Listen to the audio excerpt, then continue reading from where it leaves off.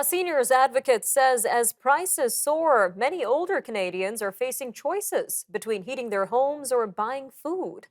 CanAge CEO Laura Tamblyn Watts says many Canadians over the age of 65 are experiencing poverty for the first time, and an increasing number are becoming homeless. Food banks in Alberta have been seeing a more than 70% jump in demand for their services over the past few years. Well, with us now to discuss the situation facing many older Canadians, especially amid the holiday season, is Miss Laura Tamblyn Watts herself. Ma'am, welcome to Forum Daily. Thank you. Now, we hear a lot about how the rising cost of living is impacting Canadians in general, but how do the unique experiences of seniors compare to other demographics in Canada in terms of this? Certainly, living on a fixed income means that as costs rise, your pension may not rise to match it. And that's the experience of most Canadians. So, if you're looking at what you had before and what the costs are now, that difference is really hard to make up if you're not earning new money. And that means everything is more expensive. And all of this comes amid the peak or following the peak of the pandemic when seniors were most at risk. So, how have seniors been impacted both socially, financially, even mentally following the pandemic?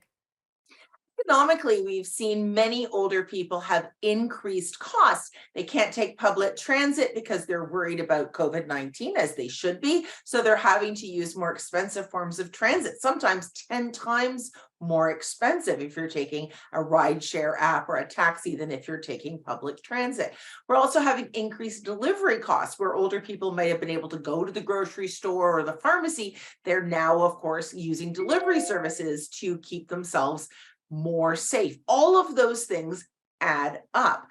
Additionally, many older people who didn't use the internet or telephone as much in terms of smartphone costs have really had to add those costs. And we all know how expensive those pieces are in Canada compared to other countries. Those are additional costs as well. So the whole piece added together, it's been a real economic strain.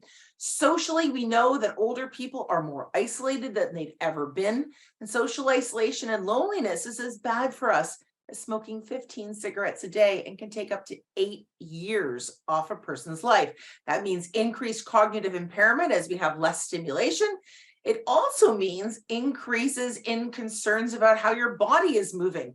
The less social stimulation you have, also the less physical stimulation you have. And that means older people are going downhill faster than we would ever wish that to happen.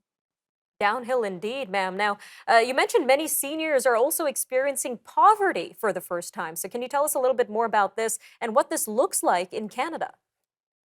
Older adults in Canada have always struggled with poverty in terms of a certain segment of our population. And that poverty index is overwhelmingly older women, particularly those who've been widowed or divorced, who've come in and out of the workforce, perhaps, or not been in the workforce, so haven't paid in to pensions and social benefits. But we are seeing now even couples, perhaps who had a more solid pension or their own savings, falling into poverty as costs of the consumer price index have skyrocketed and the cost of lending now is tighter than ever before. So some people were using debt as a way of getting through, as many of us do. But when we see the cost of our interest rates skyrocketing, those debt costs now have to be paid back at a higher rate than they bargained for. All of this means there's less money at the end of the day. Now, a little over a minute left here, but what sort of immediate supports are available right now for older Canadians who may be watching this right now?